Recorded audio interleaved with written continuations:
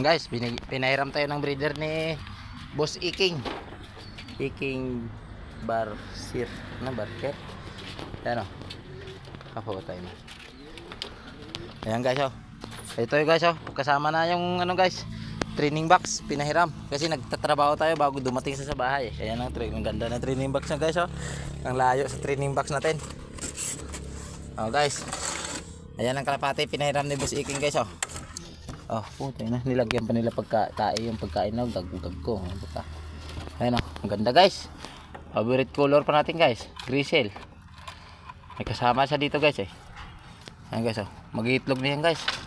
Paramihin natin yan bago sila paghiwalayin pag marami na silang lahi.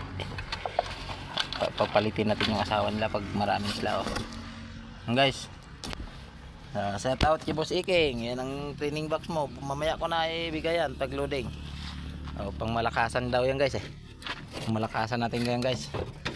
Lagaan natin mabuti yan guys. Oh. So guys, abangan nyo si Pusa guys. Yung tatay nito guys. Hindi sa kanila itlog to guys. Pinapisa ko lang sa kanila. Kasi kinain ng pusa yung grease, yung red check natin guys. Kinain ng pusa. Tapos yung Taiwan yung asawa niya. Ayan ang itlog nyo lao. Dalawa. Yan, itlog nila yan guys. Yung itlog nila pinahingahan muna natin kasi 700 ng speed niya eh. Pinangtapon natin yung ano niya. Itlog. Puro magpinisher yan si Liit lang ano. Lalaban ng hanggat dulo yan si Liit. Hanggat umuwi siya, hanggat hindi siya nakakat off. Kahit nakat off na siya, lalaban pa rin to eh. Ang guys, yan mo guys. Liit. Busog si Liit guys oh. Kasi Binyan Laguna mamaya yung pakawala kay Liit niyan guys. Loloding natin mamaya si Liit guys. Si Liit Mobs. Asawa niya guys, yung guwapo. Yung asawa niya hindi na natin ano guys kasi mabait to guys. Kahit hindi niya itlog, inililimliman niya guys oh. Ang bait niyan. Oh. Yan naman, pisak mo yan oh.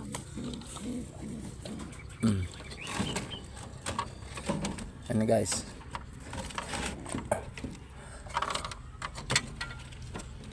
Ayan kay Boss Iking guys. Yan. Kasi yung kalapati natin guys, naubos lang kasakit guys eh. Puro meron pa tayong pangdigmaan dito guys. 5 piraso. Uy, nandun na sila guys oh. Pasok na sila guys. Yan guys eh. Oh. Yun na silit guys. Oh. Pasok na kagad silit. Pasok ka na kagad. Nag-tour kayo. Pinag-away ko sila ni Taiwan dyan guys eh. Kaya pasok na kagad guys eh. Lagay sa Taiwan guys. Dapat may pangpagalit tayo kay Liit. Paggalitin natin si Liit mamaya. Yan guys oh. May maganda tayong kalapati guys. Nag-iisa yan oh. Wala lang sing-sing. Kargarin natin yan guys pag mag-edad siya ng 1 taon guys. Pero bala ko dyan guys, paliin ko muna ng kulay na yan eh. Ayan guys oh. Ayan kay ano yan guys, kalimutan ko na pangalan kay, ayan guys, lalaki yung pangdigmaan natin guys. Iba yung mata niya kabila guys oh. Tinan mo oh. Itim yung kabila, malakas mamarako. CTPR natin yan guys. Ay, may sipon pang animal. Nag-iisa na lang siya nakasurvive guys. May pinasingsing tayo sa Nueva Ecija guys. May mga Taiwan sa doon, tropa. Alam mo naman, marami tayong tropa guys. Ito. Dami pa tayong singsing guys oh. CTPR tsaka yung home ring.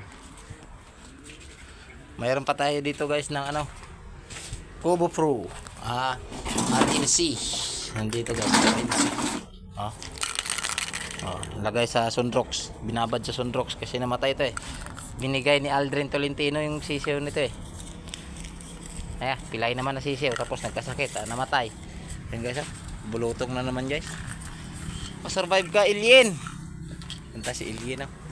Tawag natin yan guys, alien. Alien. Si alien guys. Tingnan nyo guys. Pag makita nyo yan guys sa personal guys oh. Yung mata nya guys, dilaw ang kapila. Pero umuwi siya guys. Tinutos ko sa crossing mo yan to kay umuwi siya. Itos ko siya na itos dyan guys kay si Liit, kasama si Liit. Guys may mga sakit pala guys. Yan pa guys ang breeder natin guys Grisel. Pinahiram din sa atin yung puti niya guys.